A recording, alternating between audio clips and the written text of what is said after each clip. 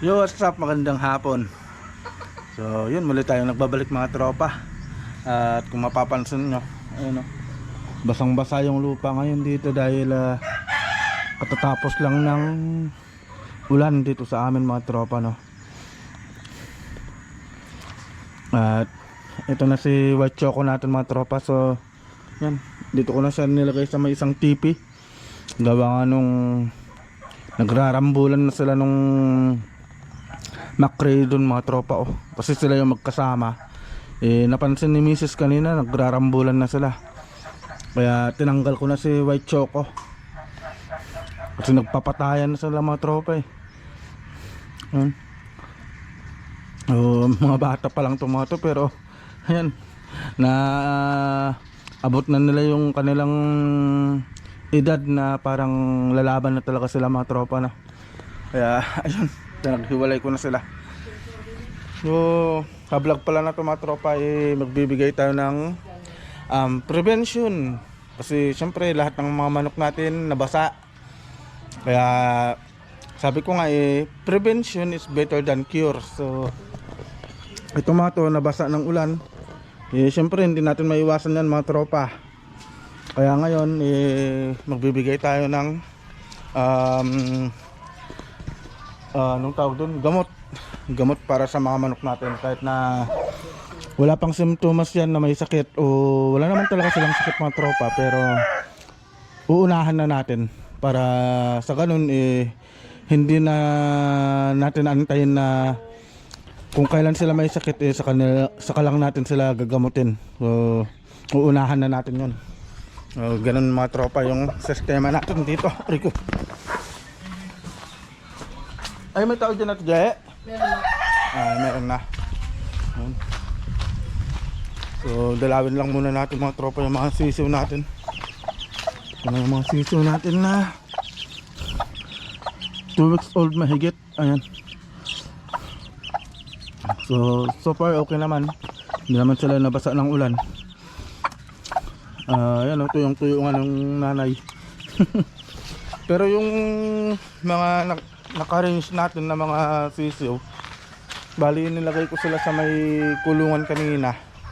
Gawa nga nung sobrang lakas talaga, sobrang lakas ng ulan. Kaya sabi ko ipasok ko muna sila dahil kawawa naman. So yun mga tropa na. At silipin natin sila. Dito sila mga tropa. Yan. So mamaya papakawalan din natin sila. So dito ko sila nilagay. Tapos yung mga nandun sa kulungan sa kabila, okay naman sila. Pero kanina mga tropa punong-puno ng tubig to. Kaya naghukay ako dito. Ayan o. Naghukay ako ng kanal para umagos yung tubig. Tapos kinuha ko na rin itong ating white gold, itong red gold natin. Ayan o. So pinupurga ko kasi yan. So lumalaban na kasi mga tropa. Pinakawawa niya na yung isang talisayan natin dun, kaya pinaghiwalay ko na. Tapos yung isang hinarvest natin, nandito na siya, oh. So yan yung nandun sa may brooder pen. Tapos ito naman mga tropa, hinahanda ko na to kasi nung nakaraan nakita ko ng itlog to itong pulit natin na gray.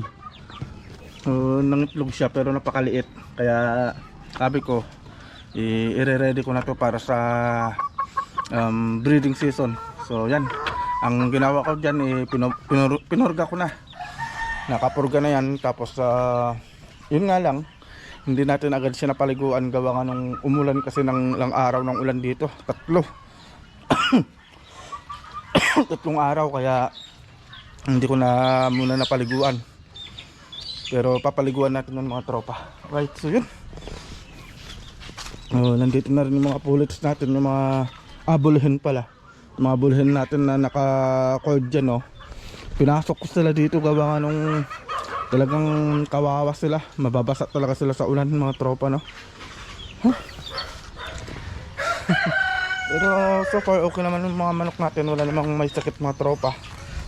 Kahit na 3 araw na ulan, eh, ngayon lang humupa yung ulan, kaya sabi ko nagbibigay tayo ng protection, ng gamot para sa kanila, para hindi sila tamaan ng sakit. So yun, update tayo mamaya mga tropa, no? Dahil asikasuhin ko muna yung mga ibang manok natin.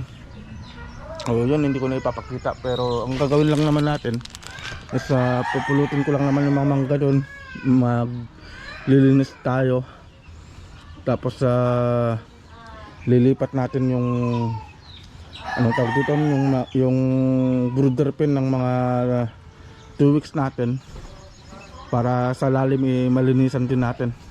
So yun, yung mga gagawin natin ngayon mga tropa. So yun, update tayo mamaya. Yun mga tropa, no? So habang naglilinis pala tayo, mayroon palang nalaglag dito sa may bubong, sa may silong ng mga manukan natin.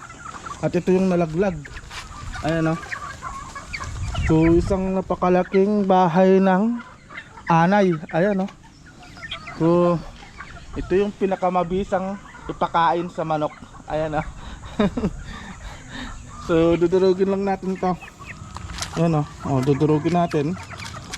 Andyan sila sa loob, ayan. Kakainin ng mga manok natin yan mga tropa. Ayan, busog na busog sila dyan. Ano? Talagang kain sila ng kain mga tropa. So ito na pala yung mga running for 2 months natin. Yan na sila, oh. Grabe, gustong gusto nila mga tropa. Ano?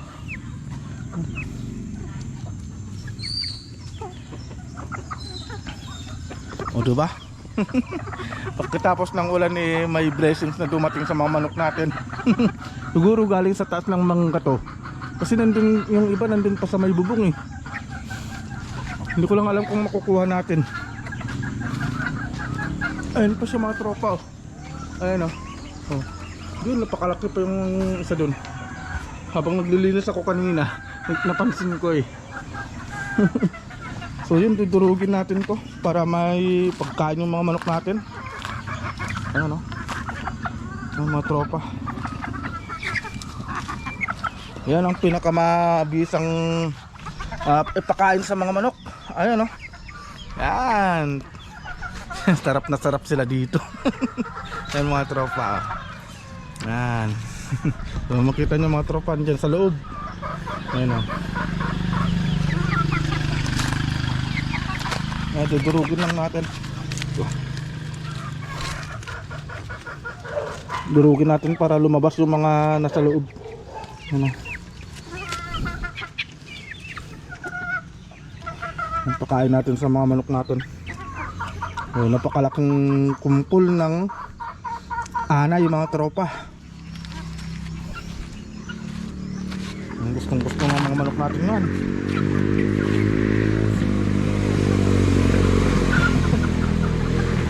Yun, so na-expression sa inyo mga tropa, no, na yan ang pinaka the best na ipakain sa manok, yung mga ganito, mga anay. Gustong gusto ng mga manok natin yan. Ano? Buti na lang kanyo nahulog. Ayun, oh.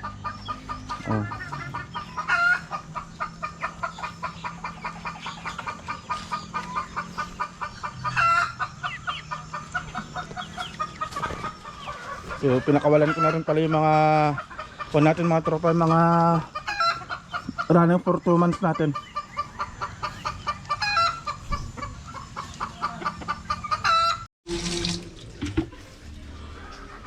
So yun, malinis na.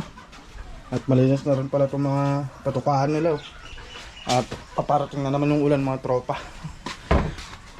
Sinilong ko yung white choco dun. So dun ko na ulit nilagay, pero yung isang McCray natin, hinalo ko siya dun sa may mga kapatid niya. Kasi ulan na naman mga tropa, dyan na naman yung ulan, kaya kailangan nating bilisan yung paglalagay ng gamot sa kanila, pagbibigay pala. So ito pala yung gamit natin mga tropa, no? So isang beses lang tayo magbigay. So ito yung gamit natin. Yan, Solpar QR. Yan. Solpar QR para sa mga alaga nating mga manok. So ito yung ibibigay natin na gamot para ma-prevent natin yung kanilang pagkakasakit, lalo tag-ulan. Uso nandyan yung uso yung mga sakit na sipon, uso yung sakit na yung mga avian malaria. Ayan, sa mga yung uusong sakit ng mga manok pag ganitong tag-ulan mga tropa, no? So ito yung ibibigay natin, Solpar QR. Ayan, antibacterial. Ayan siya. So dalawang ganito yung bibigay natin mga tropa. So dalawang ganito para sa pangkalahatan na natin na manok, para lahat sila mabigyan. So dito natin tutunaw. Ito saktuhan ko. Yan. Yun, so magtitimpla lang tayo mga tropa ng Solpar QR. So dalawang ganito sa isang punong tubig nito. Ayan. Yun, so update tayo ulit mamaya mga tropa. So yun mga tropa, no? Ito na yung tinimpla natin na Solpar QR. So saktuhan lang siya. So yan mga tropa. Ano siya? So same procedure, ihahalo natin sa patuka nila. Ihalo natin sa patuka nila para mas madaling ma-absorb ng katawan nila yung bibigay natin na gamot. Tapos ito naman yung patuka ng mga stag natin.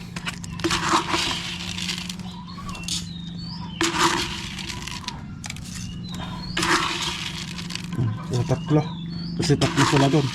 Tapos yung white choco natin, lalagyan lang natin ito. Tapos ito na rin, pag may sobra, ito na rin yung papainom natin sa kanila. Natirang tubig o natirang gamot.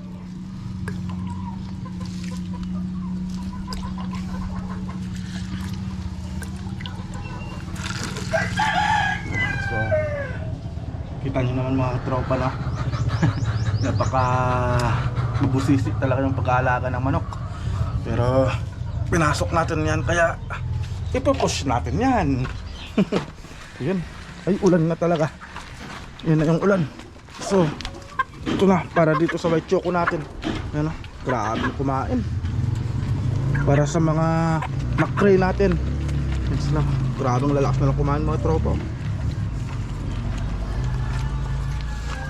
Tapos para dun sa mga naka-cord natin,